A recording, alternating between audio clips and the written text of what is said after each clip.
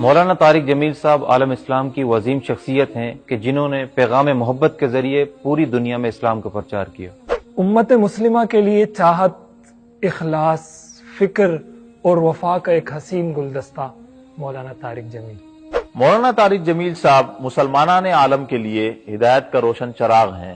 مولانا طارق جمیل صاحب مملکت خداداد پاکستان کے عظیم سرمایہ ہیں۔ مولانا طارق جمیل صاحب ہمارے دلوں کی دھڑکن ہے۔ دین کے ایک عظیم دائی ہے مولانا طارق جمیل صاحب۔ مولانا طارق جمیل صاحب نمونہ اسلاف اور پیکر اخلاص ہیں۔ اللہ تعالیٰ نے اس دھرتی پر مولانا کی صورت میں اپنا فضل و کرم فرمایا ہے۔ مولانا طارق جمیل صاحب فخر پاکستان، عظیم داعی، انمول ہیرے اور اللہ کی طرف سے گرا قدر تحفہ ہے۔ مولانا طارق جمیل اسم بامسمہ ہے۔